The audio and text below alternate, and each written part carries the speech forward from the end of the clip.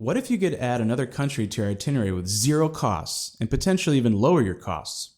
What if you could do the most iconic trip in that country in just one day? On today's episode, we tackle a dirty word in travel, the dreaded layover. If this word strikes fear into your heart, stick around to find out how a layover can become the highlight of your trip. Welcome to the Travel More podcast. Each episode, we share custom itineraries, travel hacks, expert advice, and even stories of our past travel failures to help you level up your travel game. I'm Shelly, a lover of plans, itineraries, and cheap flights. I'm an expert deal finder with one eye always on the budget. And I'm Bruce, the improviser, ready to pick up where plans fail to turn letdowns into unexpected trip favorites.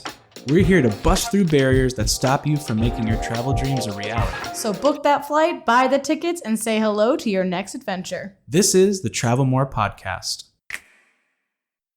Welcome back to another episode of the Travel More podcast. Welcome back. It's a little gloomy here in, well, not usually sunny Connecticut, I was going to say, but... Where the weather's ever changing in New England? Yeah, it's a little... I wish it was dreary. snow, but it's rain. Yeah, it is cold rain though, so literally the worst of both worlds. Yes. But we were excited today because we're starting to look at our spring break travel plans. Yeah, well, we have a big trip coming up, and we're thinking about. We actually just started talking about summer today because it may seem like it's far away, but we're talking six months, and now is really the time to get going and thinking about what you might be doing in the summer. Yeah. So if you haven't already checked out our very first episode on the Travel Talk, where we kind of go over our methodology for, planning our trips for the whole year, now might be the time to do that, or at least after this episode, head back over there and get your own travel talk going. Since we are kind of in the beginning of the year, it's the right time to do it. Don't want you to miss out on this year of travel just because you haven't had it planned, set up. Yeah, now is the time to start. But with all that being said, let's kind of jump in. We do have a lot to talk about today, so I don't want to spend too much time yapping back and forth. Yeah. So we're going to talk today about layovers. Ooh, yeah. So why would you want to talk about that? So, this whole thing started back in 2017. It was actually our very first international trip together. I was looking at plane tickets. I had never done anything international except I had gone to Canada. Well, this was your first cross-Atlantic trip. Yes. And actually only my second ever international at all. And we drove into Canada. So this is my first international flight. And we were definitely budget conscious at this time too. Yes, extremely budget conscious. I was just graduating grad school and we were on one income. So, and that income was a, starting kind of salary. Entry level. Entry level, yeah. Shelly was in school.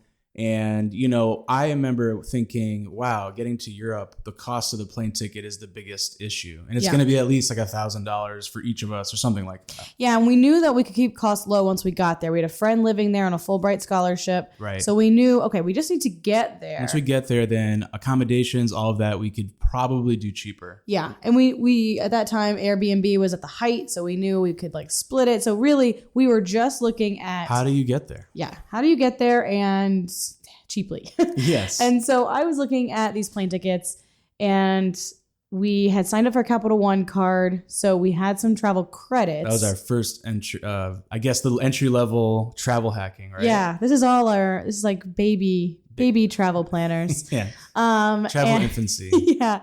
So we had about $500 a piece in free travel credit. And that was just from using our cards throughout the year. Yeah, and also the intro bonuses, which I don't mean to keep talking about episodes we've already If you want to hear more about that, go back to our second episode where we talk about this. Yeah, really just go back and listen to all the episodes. That's what we're trying to say. But anyways, we had about $500. So we're like, okay, well, if there are 1,000, that's just 500. So I got to looking, and about January, I would say, I found a ticket that was $550, and my heart leapt out of my body. I was so excited. I was like, this is a free trip essentially to Germany because we have that $500. I need to book this right this second. I was on my lunch break.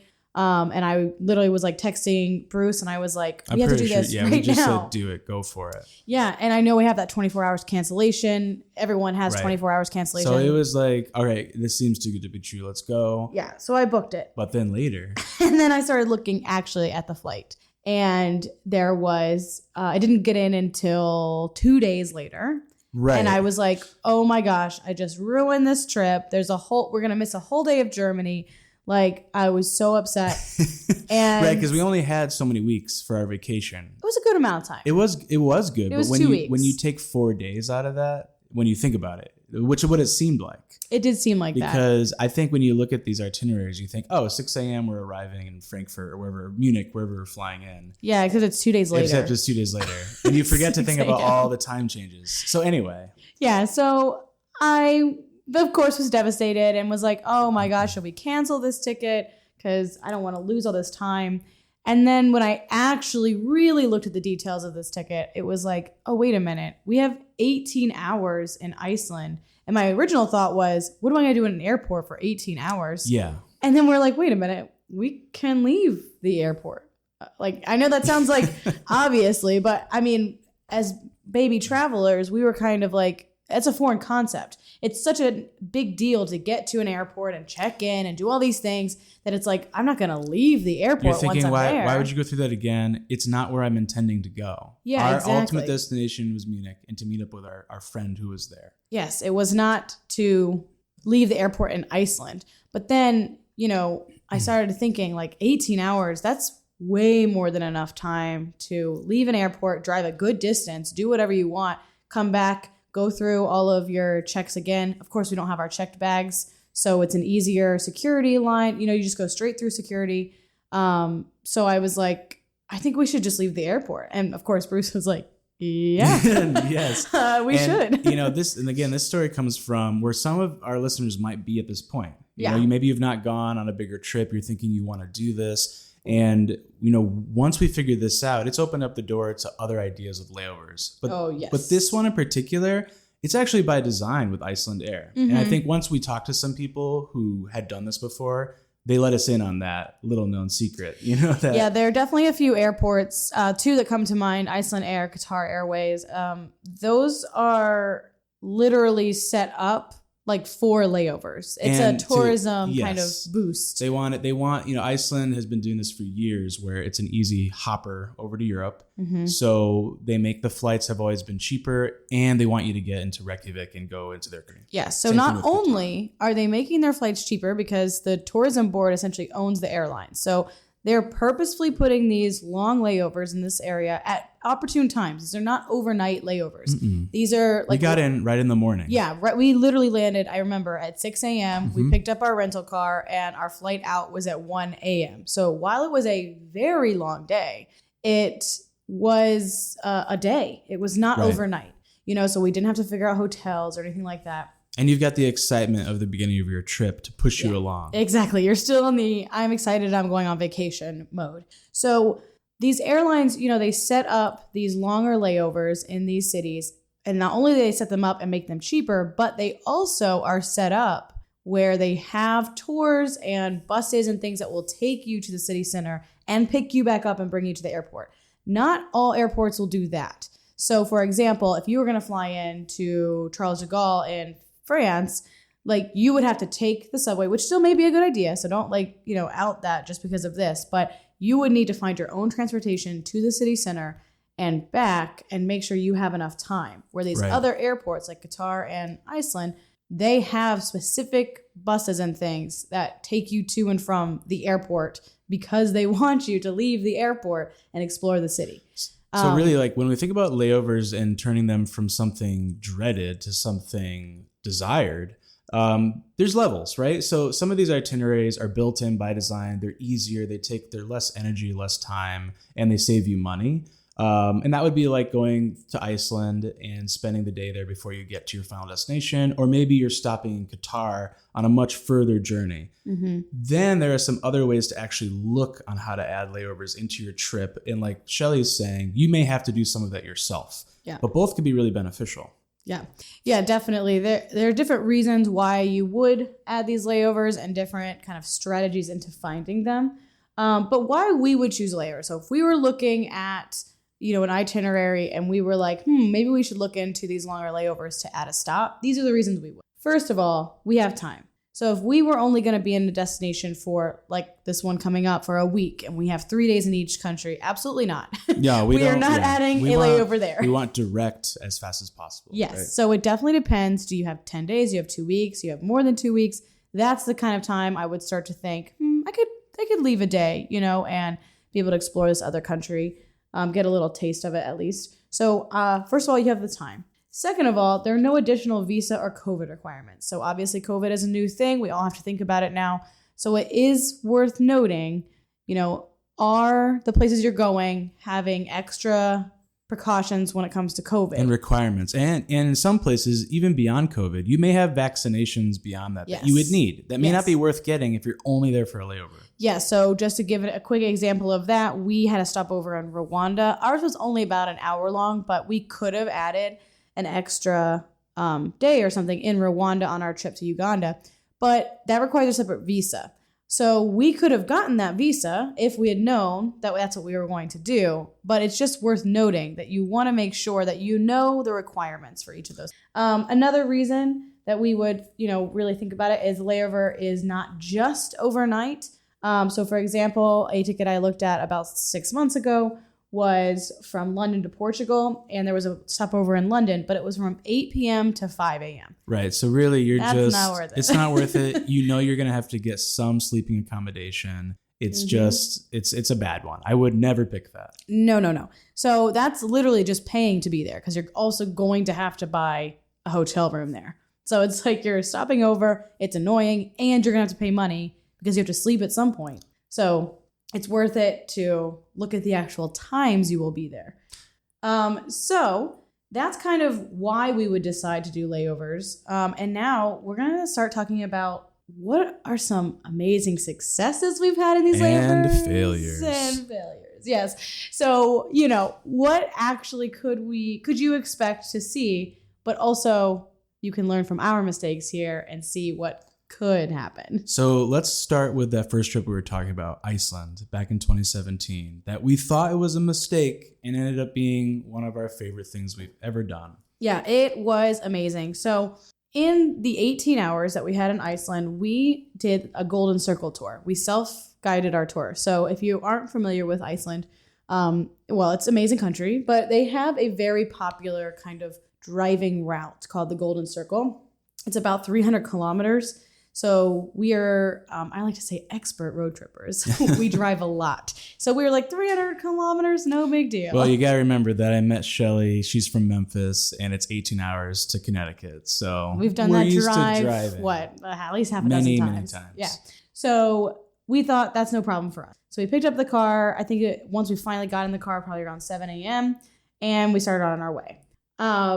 So there are, I think, about 4 or 5 stops in the Golden Circle tour. There's some major ones, and then there's some other things you could probably add. Yeah, of course.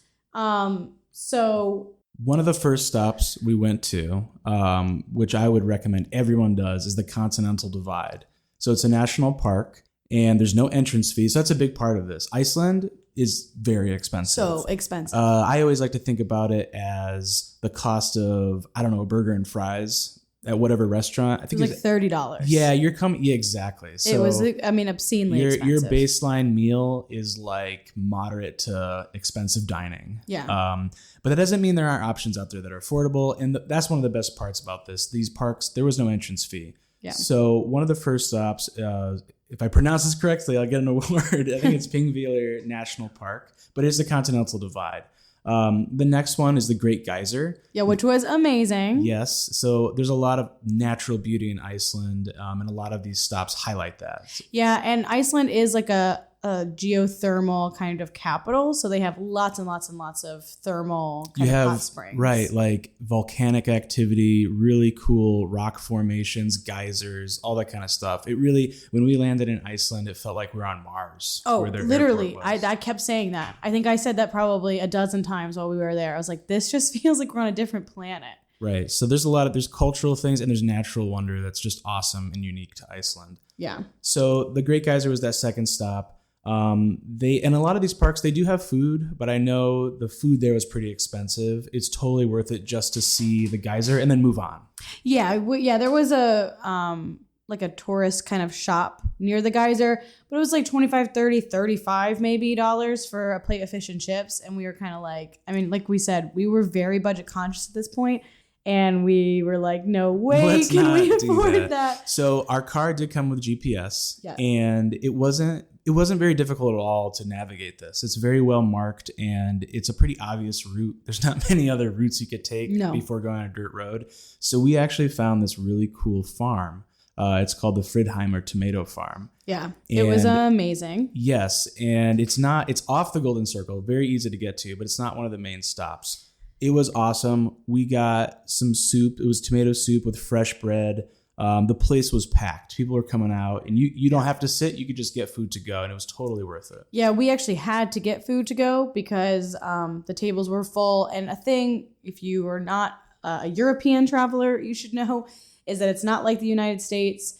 They don't really have like, you think in the United States, you take about an hour to eat. That's not really how it is in European countries. It's kind of an event. So they don't really give you a time to come back. No one is pushing you at the tables. Yeah. It's generally how I would say most European countries, you sit, you don't get bothered until you're ready to leave. Yeah, so they don't really do things like in the US where they're like, oh, it's about an hour wait. Like when we went to Iceland, we're like, well, how long is it? They were like, we don't know. We're full. Yeah, we are just full. You can sit and wait until someone leaves. So we did not do that. We just got something to eat to go, and we sat outside in their gardens, and it was awesome. Really beautiful place. Greenhouses being heated by geothermal energy from the ground. Awesome stop. Yeah. So next up after that, we went to Gullfoss, which really awesome waterfall. I remember I showed someone a picture of this. Oh, you're telling my story. Oh, you can go ahead. Tell it. Is this your dad that we showed it?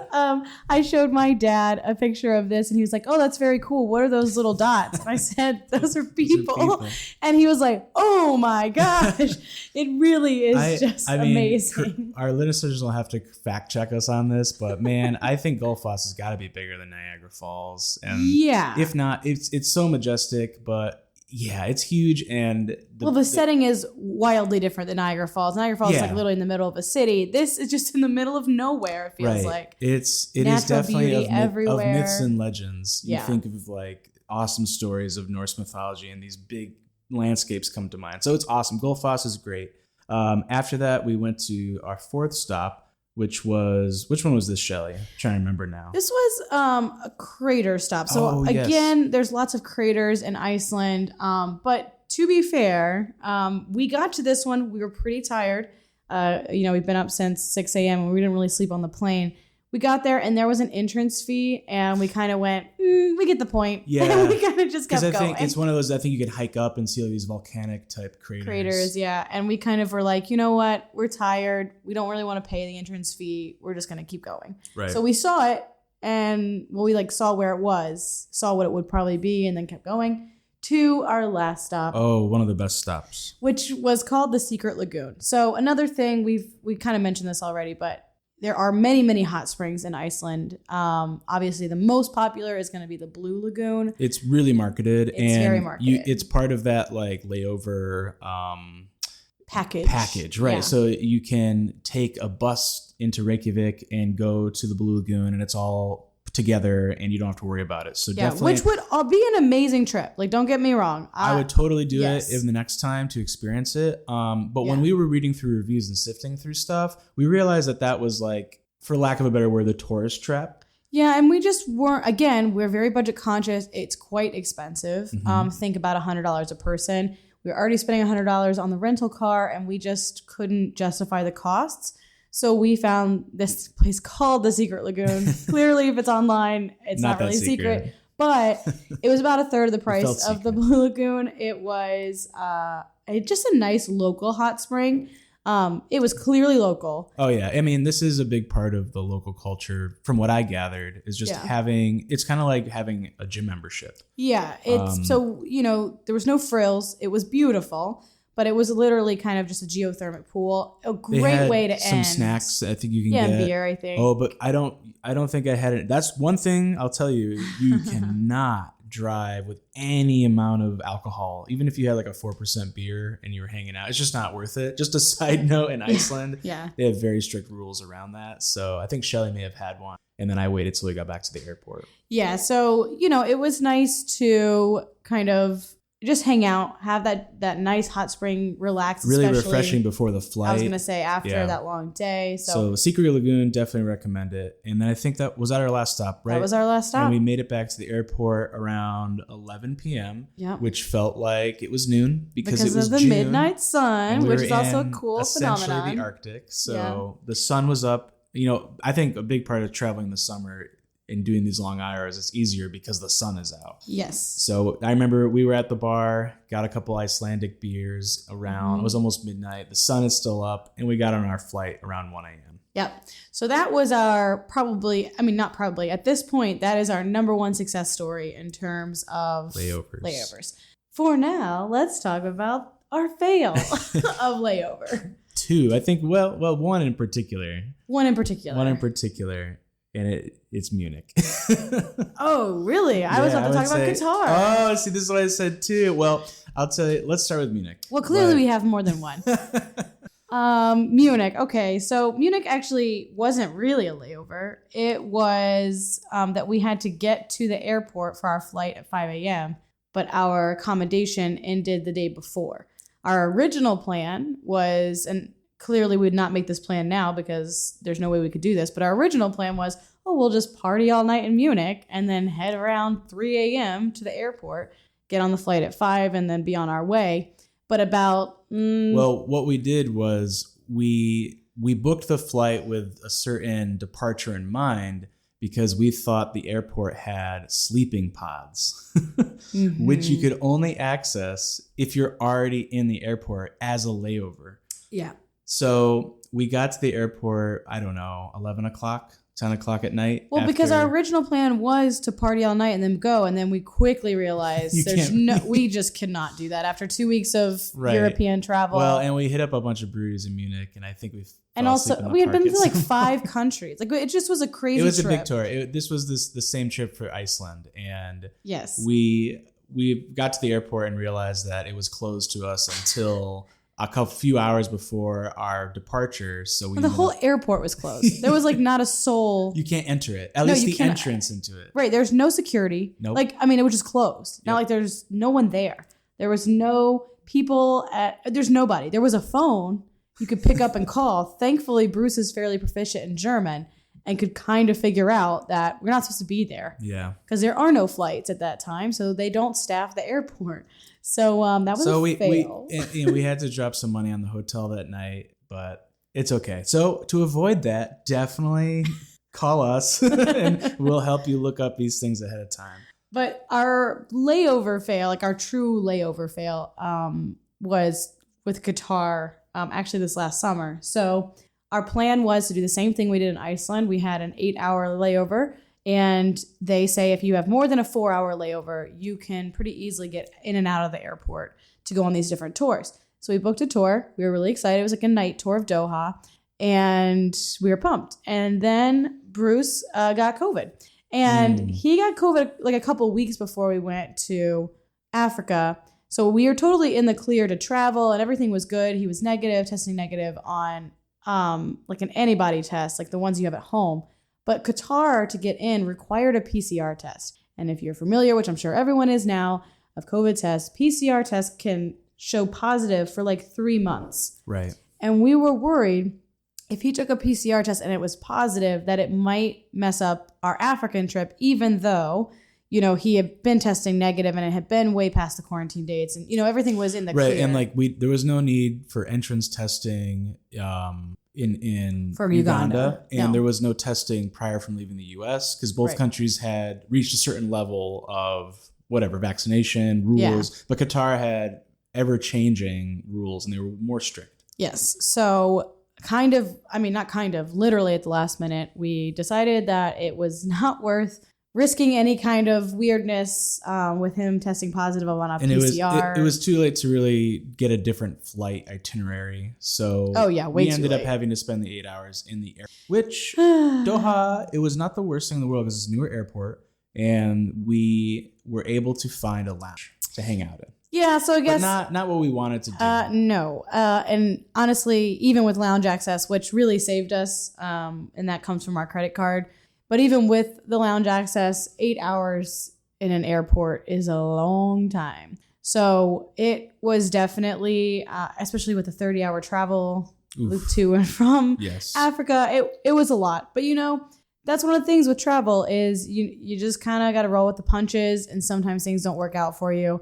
But you can plan as all you want. You've got to be ready to be flexible. Yeah. And, part of that was kind of on us because we were traveling while the pandemic was still pretty active. I mean, it had been definitely waning, but it still was definitely a thing on people's minds. So we chose to travel during that time. And we chose to travel knowing the requirements in Qatar were different than Uganda. These are the things I mentioned in the beginning of this podcast to really consider. Right. So if you're a person who's like, no, that's not worth the risk, then I would just not book, layovers that have different requirements than your intended destination. Again, this is an idea that I don't know many people are considering a layover as a positive aspect. And we're giving you some ideas of how it can really add something to your trip.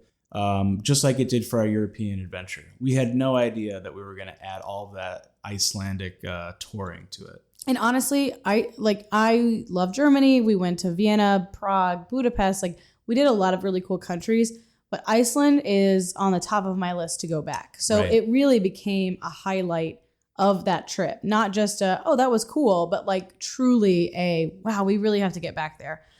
Which, good job, Icelandair, because I'm pretty sure that was their intended market.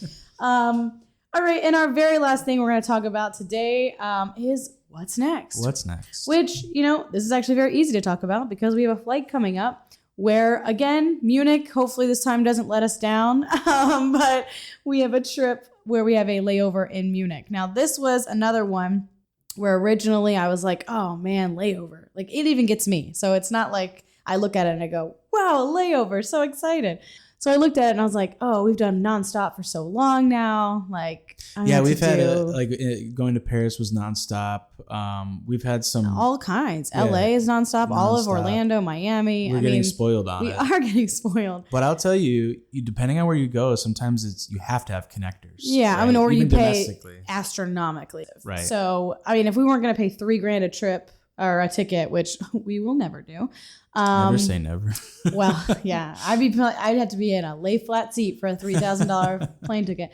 So unless we were going to do all that, we had to have a layover. And this one, the first one we saw was that London one we mentioned earlier, which was overnight. And I was like, no way, I can't even do that. So the other one we found, I actually think Bruce found this one, was a layover in Munich. And he was excited because he was like, oh, I can get a beer and breakfast on the way there. So, okay, that one's fine. And then on the way back, there was one that we landed around 5 p.m. We're going to land around 5 p.m.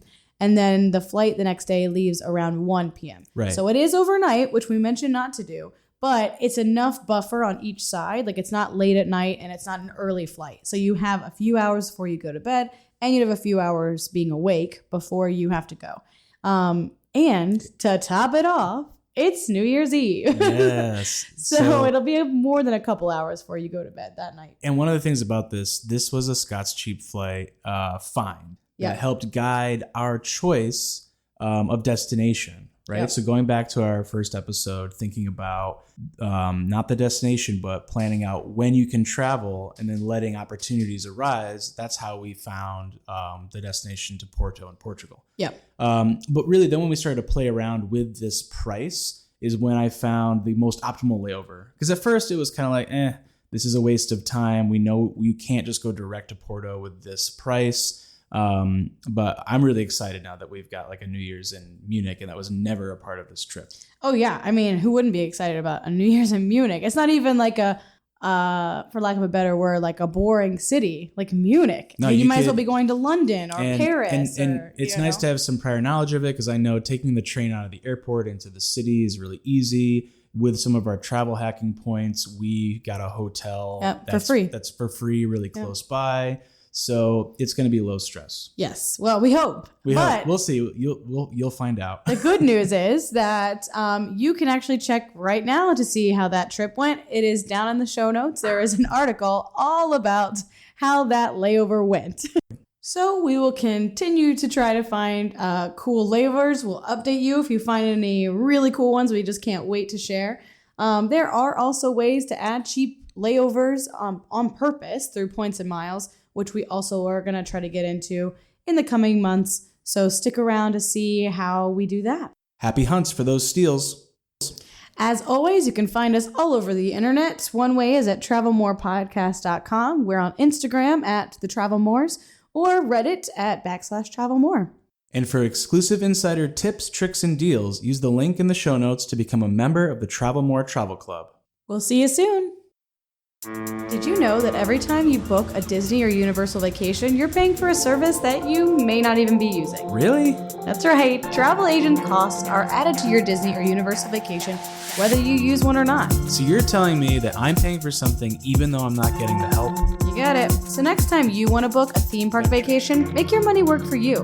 By booking with Magic Pass Travel, you'll get our expertise and years of experience without paying any extra and while supporting a small business. Check out our show notes to find our contact information. Can't wait to help you plan your next adventure.